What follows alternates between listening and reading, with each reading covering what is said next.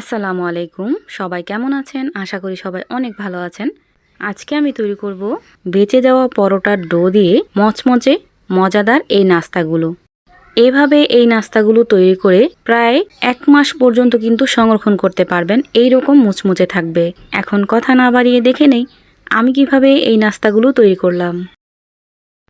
প্রথমে এখানে নিয়ে নিলাম বেঁচে যাওয়া পরোটার ডো। এখন এই ডো দুইটা দিয়ে আমি পাতলা পাতলা করে দুইটা বড় সাইজের রুটি করে নেব। আর যতটা সম্ভব এই রুটিটা পাতলা এবং বড় করে বেলে নেবেন। বড় এবং পাতলা করে আমি একটা রুটি করে নিছি। আর এখানে দিয়ে দিব 2 চামচ পরিমাণ রান্নার সাদা তেল। এখন এই তেলটাকে হাত দিয়ে খুব ভালোভাবে রুটির ভিতর বিছিয়ে দিতে হবে। আর উপর দিয়ে দিব 1/2 চামচ পরিমাণ আটা বা ময়দা, যেটাই পারেন ছিটিয়ে দিবেন। আর ছিটিয়ে এইভাবে হাত দিয়ে একটু মেলে দিবেন।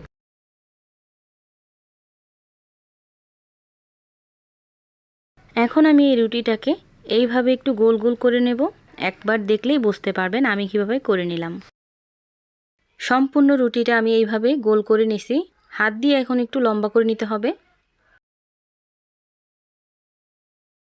একটা রুটি দিয়ে আমি কত বড় একটা লেচি কেটে নিলাম।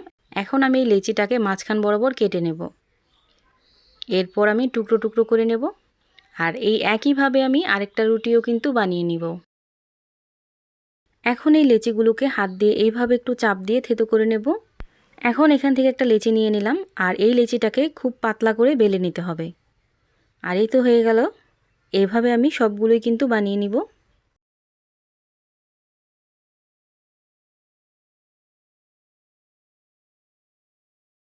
এভাবে আমি সবগুলো বানিয়ে নিছি। এখন আমি এগুলোকে তেলে ভেজে নেব। এজন্য আগে থেকেই আমি ফ্রাই প্যানে তেল বসাই দিয়েছিলাম। তেলটা যখন হালকা গরম হয়েছে ওই পর্যায়ে আমি সবগুলো নাস্তা এইভাবে দিয়ে দিব। এই নাস্তাগুলো ভাজার সময় চুলার হিটটা কিন্তু একদম মিডিয়াম টু লো হিটে রেখে তারপর ভেজে নেবেন।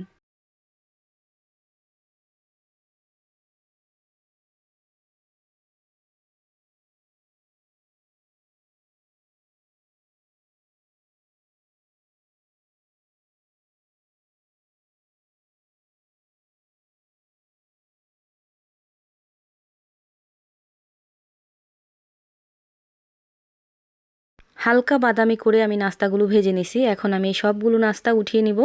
আর একইভাবে আমি সবগুলো নাস্তাই কিন্তু বানিয়ে নিব। এখন আর বেঁচে যাওয়া পরোটার ডো নিয়ে চিন্তা করতে হবে না।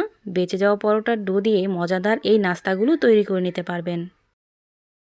এইভাবে আমার সবগুলো নাস্তাই কিন্তু ভাজা হয়ে গেছে। চাইলে আপনারা এগুলো নিমটি হিসাবেও এইভাবে খেতে পারেন। এখন আমি এই নাস্তাগুলোকে হালকা চিনিতে পাক দিয়ে দিব। এই জন্য 1/2 কাপ পরিমাণ চিনি এখানে দিয়ে দিলাম 4 চামচের মতো পানি। এখন এই চিনিটাকে খুব ভালোভাবে গলিয়ে নিব। আর এই চিনিটা যেন একদম জাল করার পরে চিনি না হয়ে যায় আবার, এই জন্য সামান্য পরিমাণ লেবুর রস এখানে দিয়ে দিতে হবে। আর এই শিরাটাকে একদম কিন্তু ঘন করা যাবে না। যখনই দেখবেন চিনিটা গলে শিরাটা একটু আঠালো হয়ে গেছে ওই পর্যায়ে আপনারা এই চুলাটাকে অফ করে দেবেন। শিরাটাকে কিছুটা ঠান্ডা করে আপনারা আগে থেকে ভেজে রাখা এই নাস্তাগুলো দিয়ে এইভাবে উল্টিয়ে পাল্টিয়ে উঠিয়ে নেবেন। এই নাস্তাগুলো ছোট থেকে বড় সবাই কিন্তু খুবই পছন্দ করবে।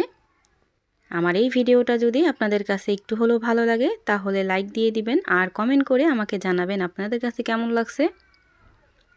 এই ভিডিওটা যদি ফেসবুক পেজ থেকে দেখে থাকেন তাহলে আমার পেজটা ফলো দিয়ে রাখবেন। আর যদি ইউটিউব চ্যানেল থেকে দেখে থাকেন তাহলে আমার চ্যানেলটা সাবস্ক্রাইব করে পাশে থাকা বেল আইকনটা বাজিয়ে দিবেন। তাহলে আমি প্রতিদিন ভিডিও ছাড়লে আপনাদের কাছে খুব তাড়াতাড়ি পৌঁছে যাবে। সবাই ভালো থাকবেন, সুস্থ থাকবেন। আল্লাহ হাফেজ।